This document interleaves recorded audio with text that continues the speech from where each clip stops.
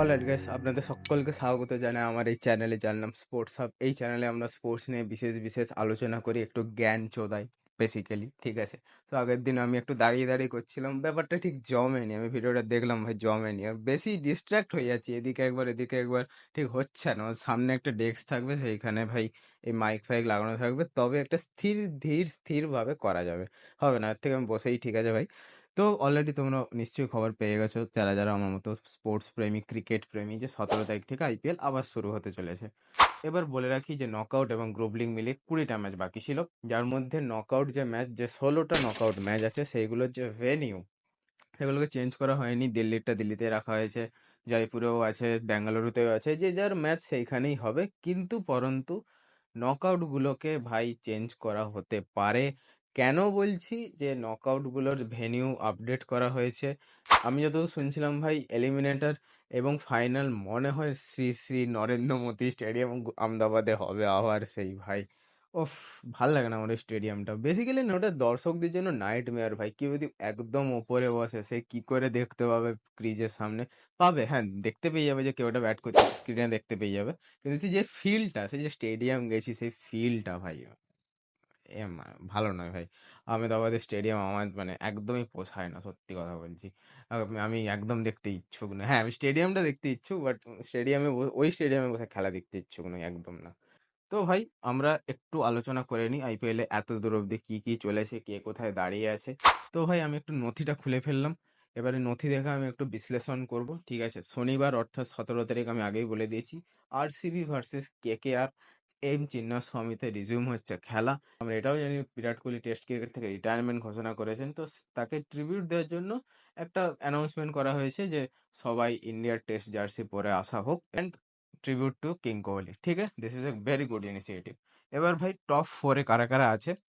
একে আছে গুজরাট 16 পয়েন্টের সাথে, 2-এ আছে আরসিবি 16 পয়েন্টের সাথে, 3-এ আছে পাঞ্জাব অনেক দিন পরে 15 পয়েন্টের সাথে, এবং 4-এ আছে মুম্বাই 14 পয়েন্টের সাথে। ঠিক আছে, 5 এবং 6 নম্বরকেও হালকায় নিলে চলবে না, কারণ 5 নম্বরে আছে দিল্লি 13 পয়েন্টের সাথে, 6 নম্বরে আছে কলকাতা 11 পয়েন্টের সাথে। ঠিক আছে, এবার ভাই আমি সত্যি কথা বলছি, আমার মনে হয় টপ 4টে টিমের মধ্যে দুটো টিম অলরেডি ফিক্সড, প্রায় প্রায় হয়ে গেছে, গুজরাট এবং আরসিবি, এই দুটো যাচ্ছেই ভাই। ঠিক আছে, পাঞ্জাবও যা ফর্মে আছে, সে ওপেনার হোক প্রিয়ান্স আইয়া, প্রভ সিমরান হোক, তাদের বোলিং অ্যাটাক হোক, পাঞ্জাবও এই বছর একটা অন্য রকম ভাবে বেরিয়ে এসেছে ভাই। আমি পাঞ্জাবে সে 2014 সালের বিখ্যাত রোড টু ফাইনালস অব্দিও দেখেছি। আমি অনেক প্রার্থনা করেছিলাম যে পাঞ্জাব ওই ফাইনালটা জিতুক, কিন্তু পরন্তু মনীষ পান্ডের জন্য ওই ম্যাচটা বেরিয়ে যায় এবং কলকাতা সেকেন্ড টাইমের জন্য চ্যাম্পিয়ন হয় 2014 সালে। ঠিক আছে, কিন্তু পরন্তু এই বছর পাঞ্জাবের বিশেষ করে বোলিং লাইনার মার্ক ওয়ানসন, অর্শদীপ সিং, ভাই একটু গ্রিনটা উইকেট করে দুজনকে খুললাম খুললে ছেড়ে দে, ওরা ওরা বুঝিয়ে নিবে ভাই। ওরা 6টা উইকেট দেখতে পাচ্ছে, ঠিক আছে? প্রথম স্পেলে যদি 3-3 6 ওভারে 6 ওভারে 6টা উইকেট ইজি দেখতে পাচ্ছি ভাই, ইজি দেখতে পাচ্ছি। আর একটু যদি স্লো পিচ হয়ে যায়, শেষ ভাই, খতম। এমনিতেই মানে সাউথ আফ্রিকানরা একটু সামনে বল করে, তো মার্কো ইয়ানসেন সুইং করার চেষ্টা করবে, বল একটু মানে সিদ্ধু পাজির ভাষায় রুককে আয়েগা থমকে আয়েগা, बैट्समैन हिचकिचाएगा और हो जाएगा, ठीक है, धंधरक। और भाई सामने वालों का भाई हो जाएगा। আবার সেই হিন্দিতে চলে যাচ্ছি, উফ, ফিল আসছে ব্যাপারটা আর কি, কিন্তু আমি বাংলাতেই করবো।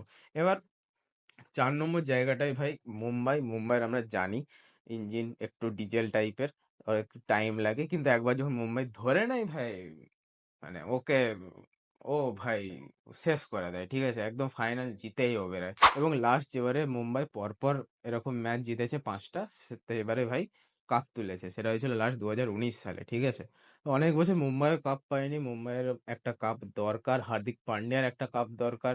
এবং অবশ্য হার্দিক পান্ডিয়া ভাই 2022 সালে গুজরাট টাইটান্সের হয়ে কাপ জিতেছে অলদো, বাট মুম্বাইয়ের হয়ে কাপ একটা অন্য রকমের ওর কাছে। ঠিক আছে, যে ফ্র্যাঞ্চাইজি থেকে হার্দিক পান্ডিয়ার উত্থান হয়েছে, যেখান থেকে হার্দিক পান্ডিয়া হয়েছে, সেইখানের ক্যাপ্টেন হয়ে কাপ জেতা একটা ভাই গর্বের জিনিস হবে, স্বাভাবিক। ঠিক আছে, আমি রাজস্থান আর সিএসকে কে ধরছিও না, পরের বছর দেখা যাবে।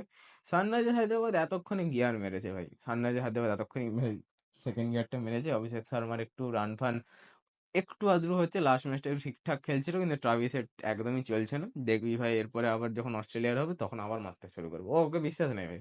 ওর হয়ে গেছে। ও মানে বুঝে গেছে যে এবার পয়সা-ফয়সা হয়ে গেছে। যুদ্ধ এখন লাগতে চলেছে, ঘর পালায়। ওফ! যাই হোক। তো জোকস অ্যাপার্ট, আম রাজস্থান আর চেন্নাইয়ের হয়ে গেছে সায়োনারা, যেটা আমি বললাম। সানরাইজার্স হায়দ্রাবাদেরও চান্স নেই বললেই চলে, 95% নেই। এলএসজির ভাই ভাগ্য খারাপ। সঞ্জীব গাঙ্গুলি ২৭ কোটিতে কিনে তো লিছে ঋষভ পান্তকে, কিন্তু ভাই তারপরে যা ফাঁসিয়েছে ঋষভ পান্তকে, এরকম ফাঁসানো আমি মানে আইপিএল ইতিহাসে দেখিনি। হেভি ফাঁসিয়েছে ভাই ऋषभ पंत। दिल्ली का लौंडा खेल गया भाई, पूरा खेल गया संजीव गोयनका के साथ। উফ! সে ওকে মোহনবাগানের মাঠেও নিয়ে এসেছিল, যখন মোহনবাগান কাপ তোলে এফসি গোয়ার সাথে ফাইনালে আইএসএলে, সেখানেও নিয়ে এসেছিল ঋষভ পান্তকে, আমরা দেখেছি। কিন্তু হচ্ছে না ভাই, ঋষভ পান্তের হচ্ছে না। এবছর কিছুটা প্রবলেম হচ্ছে। এই বছর ধরে নয়, সেই ২০২৪ সালে টি-টোয়েন্টি ওয়ার্ল্ড কাপের ফাইনাল থেকে ঋষভ পান্তের চলছে কিছু একটা ফাড় চলছে ভাই। দেখা যাক কতদিনে ঠিক হয়। আই হোপ ইংল্যান্ড টেস্টে ঋষভ পান্ত থাকবে এবং ইংল্যান্ডেই ঋষভ পান্তের কামব্যাক হবে খুব শক্তিশালীভাবে। এবার যে দুটো টিমকে একটু আনপ্রেডিক্টেবল জোনে আমরা রেখেছি, সেই দুটো টিমকে লাস্টের ফাইনাল আমরা একটু আলোচনা করে নিই। সেটা হচ্ছে দিল্লি আর কলকাতা। দিল্লির শুরুয়াতে যেভাবে হয়েছিল, ক্যাই হলো দিল্লির। রাহুল বলো, অভিষেক পোড়েল বলো, মানে রান আসছিল ভাই। এ মাঝখান দিয়ে কি হয়ে গেল কে জানে।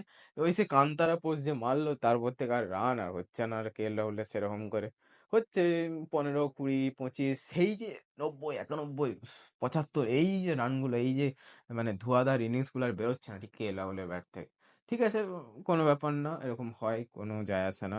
বাট কলকাতা মনে হচ্ছে না এই বছর হবে, কারণ কলকাতার মানে ব্যাটিং লাইন আপটা না আমার ঠিক এবছর পছন্দ নয় ভাই। বোলিংটা তাগড়া আছে, কলকাতা বোলিংটা এবার দুর্ধর্ষ আছে। যে বৈভব অরোরা হোক, সে হর্ষিত রানা হোক, বরুণ চক্রবর্তী হোক, নারিন হোক, সে মাঝে মাঝে রাসেলও ২-৩ ওভার করে দেয়।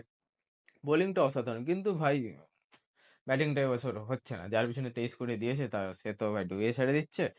আর যে ব্যাটসম্যানটাকে ছাড়লো, যে ওপেনারটাকে ছাড়লো, সে আরসিবিতে ফাটাচ্ছে এবছর।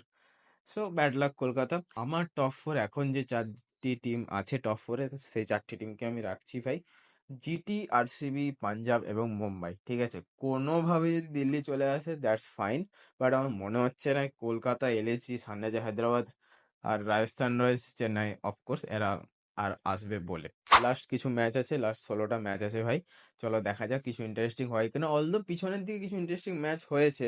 ওই সে আরসিবির সাথে একটা ইন্টারেস্টিং ম্যাচ হয়েছে, কলকাতার একটা খুব ভালো ম্যাচ হয়েছে, ১ রানে কলকাতা জিতেছে।